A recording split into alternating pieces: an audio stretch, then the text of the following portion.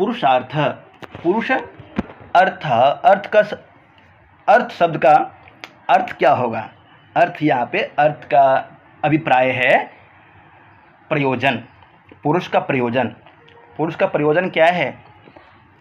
मोक्ष प्राप्त करना पुरुष का प्रयोजन है। पुरुष इस संसार में मोक्ष प्राप्त करने के लिए आया है। भोग और अपवर्ग, भोग करता है और अपवर्ग की प्राप्ति करने के लिए ही करता है, वो मोक्ष की प्राप्ति करने के लिए। पुरुषार्थ, पुरुषस्य अर्थ, अर्थात पुरुष का प्रयोजन। पुरुष का प्रयोजन है, पुरुष शब्द की व्युत्पत्ति है पुरुष अर्थ। पुह पूरम शरीरम च पुरुषेते इति पुरुषः, पुरी शरीरे सेते इति पुरुषः, अर्थात जो इस पूर्व में शरीर में सोया हो, प्रवेश किया हो, शरीर में स्थापित हो, उस चैतन्यांश को पुरुष कहते हैं। यहाँ पुरुष शब्द का अर्थ मनुष्य अर्थात नर नारी है। पुरुष मनुष्य या नर नारी कोई भी हो, सब पुरुष में आएगा। अर्थ्यते प्रार्थ्यते सर्वः इति अर्थः, अर्थ्यते प्रार्थ्यते सर्व इति अर्थः। इस व्युत्पत्ति के अनुसार अभिलषित अर्थ को अर्थ कहते हैं। इस प्रकार पुरुषाणाम अर्थ पुरुषार्थ अथवा पुरुषै अर्थ्यते इति पुरुषार्थः, पुरुषों के द्वारा अर्थ्यते इति पुरुषार्थः, पुरुषों के द्वारा जिसकी इच्छा की जाती है उसको पुरुषार्थ कहते हैं। धर्म, अर्थ, काम और मोक्ष, चार पुरुषार्थ है। त्रिवर्ग पढ़ के आए हैं। त्रिवर्ग, त्रिवर्ग में कौन कौन से आते हैं? धर्म, अर्थ और काम। त्रिवर्ग में धर्म, अर्थ, काम।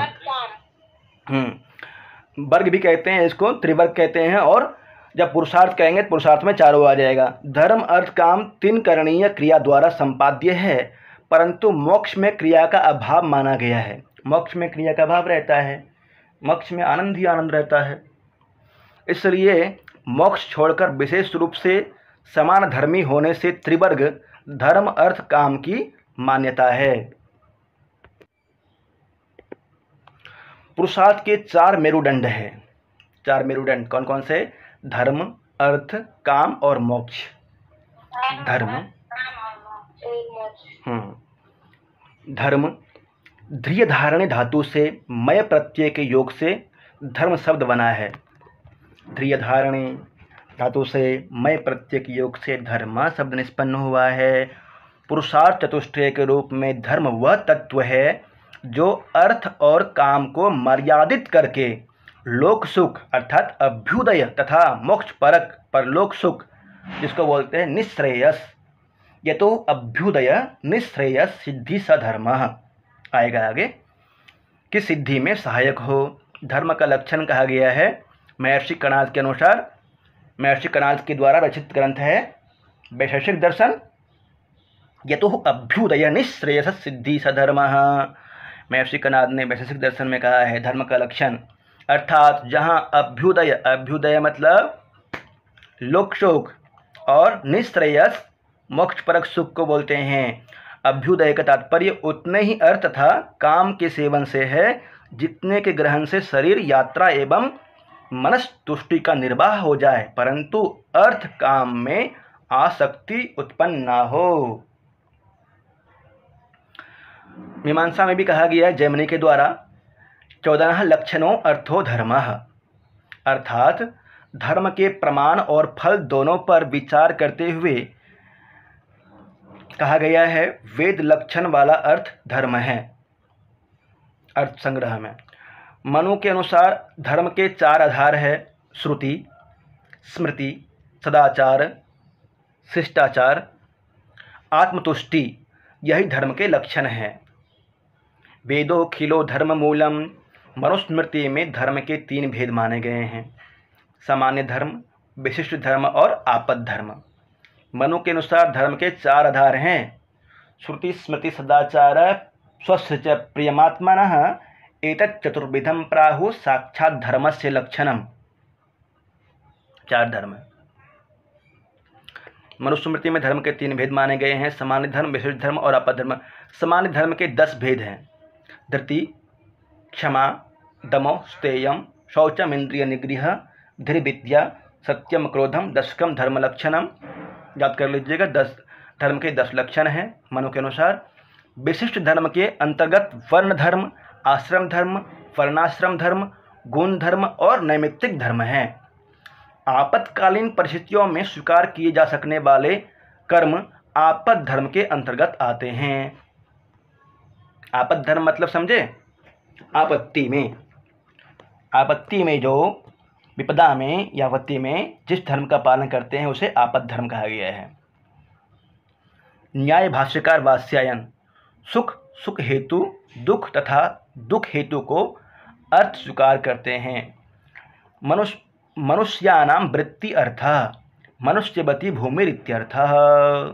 मनुष्यवती भूमि इति अर्थः, अर्थशास्त्र में अर्थ का अर्थ मनुष्यवती भूमि और मनुष्यानां वृत्ति एवं अर्थः,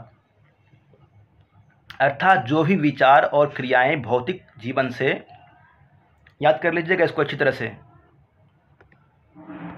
सामान्य धर्म होते हैं। याद कर लीजिएगा, धृति, क्षमा, दम, स्तेयम, शौचम, इंद्रिय निग्रह, धीर विद्या, सत्यम, क्रोधम, दशकम, धर्म लक्षणम पूछ सकता है। मनुष्यवती भूमि, ये भी याद कर लीजिए, अर्थशास्त्र में कहा गया है। उन्हें अर्थ की संज्ञा से संबोधित किया गया है। अर्थ एव प्रधान इति कौटिल्यः, अर्थ मूलो ही धर्म कामो।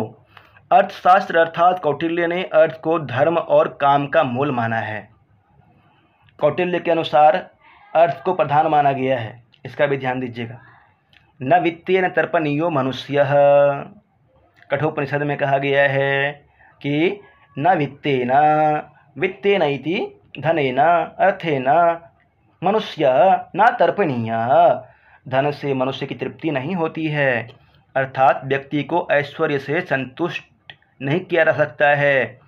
अक्लेशेन शरीरस्य कुर्वित धन संचयम सर्वान् परित्यजेत् अर्थान् स्वाध्यायस्य विरोधिनः, अर्थात अर्थोपार्जन के 5 नियम हैं। अर्थोपार्जन करते समय किसी प्राणी को कष्ट न देना, अपने शरीर को कष्ट न देना, अपने ही श्रम से प्राप्त करना, किसी गर्हित साधन से न प्राप्त करना, उसका स्वाध्याय पठन पाठन में विघ्नोत्पादक न होना। काम, तीसरे पुरुषार्थ का नाम काम है। काम की पत्नी गति, परंतु यहाँ दूसरे अर्थ में है, ध्यान दीजिएगा। काम शब्द सामान्यतया हे कृत्य के रूप में प्रयुक्त होता है। काम की व्युत्पत्ति काम्यते इति कामः, अर्थात विषय एवं इंद्रियों के संपर्क से उत्पन्न होने वाला मानसिक आनंद ही मुख्यतया काम कहलाता है। कमु इच्छायाम में घय प्रत्यय करके बना है काम। शास्त्र में काम के 2 भाव बताए गए हैं। कामस्य 2 भावे, रतिश्च और प्रीतिश्च, रति और प्रीति। कौटिल्य ने काम को अंतिम श्रेणी में रखा है तथा धर्म एवं अर्थ को बाधा पहुँचाए बिना इसका पालन करने के लिए कहा है। अर्थ को प्रधान माना है, धर्म भी माना है, परंतु काम को तीसरे नंबर पर रखा है और कहा है कि धर्म और अर्थ में बिना बाधा पहुँचाए काम का उपयोग करें। धर्मार्थ विरोधे न कामम सेवेत, अर्थशास्त्र, जिस पुरुष की इंद्रियां वश में होती है उसी की बुद्धि स्थिर हो जाती है। वशे ही यस्य इंद्रियाणि तस्य प्रज्ञा प्रतिष्ठितः, गीता में कहा गया है। क्रमानुसार इनका विनाश करने पर पुरुष अपनी स्थिति से गिर जाता है। क्रमानुसार इनका विनाश होने पर पुरुष अपनी स्थिति से गिर जाता है। चिंतन, आसक्ति, कामना, क्रोध, मूढ़भाव, स्मृति भ्रम, बुद्धि अर्थात ज्ञान शक्ति का नाश। वहाँ पे श्लोक है, संगात संजायते कामः, कामात् क्रोधो विजायते, क्रोधात् भवति सम्मोहः, सम्मोहात् स्मृति विभ्रमः, स्मृति भ्रंशात् बुद्धिनाशो, बुद्धिनाशात् प्रणश्यति। इस तरह से वहाँ श्लोक दिया हुआ है गीता की 2 अध्याय में। विवेक सम्मत वंश परंपरा को अविच्छिन्न रखने की दृष्टि से प्रयुक्त सहवास काम ही पुरुषार्थ है। धर्म विरुद्धो भूतेषु कामोऽस्मि भरतर्षभः। पुरुष का स्त्री के प्रति तथा स्त्री का पुरुष के प्रति स्वाभाविक आकर्षण विशिष्ट काम कहा गया है। ये भी काम के अंतर्गत ही आता है। स्त्रीषु जातो मनुष्याणां स्त्रीणां च पुरुषेषु वा परस्पर कृतः स्नेह काम इत्यभिधीयते। एक दूसरे के प्रति आकर्षण काम कहलाता है। सारंगधर पद्धति में कहा गया है। मोक्ष। मोक्ष शब्द मोक्ष अवसाने धातु से घय प्रत्यय के योग से निष्पन्न है, जिसका अर्थ है छुटकारा। किससे छुटकारा पाना? जीवन से बार बार जन्म से छुटकारा पाना। मनुष्य के पुरुषार्थ की अंतिम परिणति अर्थात चतुर्थ पुरुषार्थ मोक्ष है। इसे परम पुरुषार्थ भी कहा जाता है। मुच्यते सर्वैः दुख बंधन ही यत्र स मोक्षः। सभी दुख के बंधनों से जहाँ मुक्ति मिल जाती है उसको मोक्ष बोलते हैं। प्रमुख दर्शनों में मोक्ष का स्वरूप तथा उसकी प्राप्ति के साधन इस प्रकार है। न्याय वैशेषिक में अपवर्ग कहा गया है। इसका स्वरूप होता है सुख दुख निर्विशेष। सुख दुख से निर्विशेष जो होगा उसी को अपवर्ग कहेंगे। और मोक्ष प्राप्त करने के साधन अपवर्ग को कैसे प्राप्त करेंगे? प्रमाणादि षोडश पदार्थों का तत्व ज्ञान होने के बाद ही अपवर्ग की प्राप्ति होगी। प्रमाणादि षोडश पदार्थ कौन कौन से हैं वो ध्यान रखिएगा कि वैशेषिक दर्शन में षोडश पदार्थ मानता है। सारे पदार्थ याद नहीं होगा तो कोई बात नहीं, पर इतना याद रखिएगा। प्रमाण, प्रमेय, संशय, प्रयोजन, दृष्टांत, सिद्धांत, अवयव, तर्क, जल्प, वितंता इत्यादि हैं।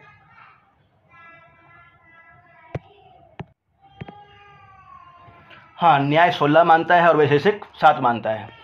द्रव्य गुण कर्म समान विशेष समवाय अभाव। सांख्य योग में मोक्ष को कैवल्य बोलते हैं और इसका स्वरूप है पुरुष का स्वरूपावस्थान, अपने स्वरूप में अवस्थान होना ही मोक्ष है। साधन कैसे है, कैसे प्राप्ति होगी इसकी? तो व्यक्ता व्यक्तज्ञ विज्ञानात्, या फिर विवेक ख्याति होने पर, व्यक्त और अव्यक्त का ज्ञान होने पर, पुरुष और प्रकृति का अच्छी तरह से ज्ञान हो जाने के बाद ही मोक्ष की प्राप्ति होती है, कैवल्य की प्राप्ति होती है योग के अनुसार और सांख्य के अनुसार। सांख्य में व्यक्ता व्यक्तज्ञ विज्ञानात् और योग में विवेक ख्याति। वेदांत में मोक्ष को कहा गया है स्वरूप। इसका क्या है स्वरूप? सच्चिदानंदात्मक। और साधन अविद्या निवृत्ति के बाद ही मोक्ष की प्राप्ति होती है। बौद्ध दर्शन में निर्माण कहते हैं मोक्ष को। इसका स्वरूप है जेयावरण एवं मोहावरण का विनाश होने के बाद ही निर्माण की प्राप्ति होती है। इसका साधन है अष्टांगिक मार्ग, सम्यक दृष्टि, संकल्प, वाक, कर्मांत, आजीव, व्यायाम, स्मृति तथा समाधि के द्वारा निर्माण की प्राप्ति होती है। जैन में कैवल्य बोलते हैं। बौद्ध में निर्माण कहा जाता है, जैन में कैवल्य बोलते हैं। इसका स्वरूप क्या है? संपूर्ण कर्म वियोग होना। और साधन त्रिरत्न कौन कौन से हैं? सम्यक दर्शन, सम्यक ज्ञान तथा सम्यक चरित्र।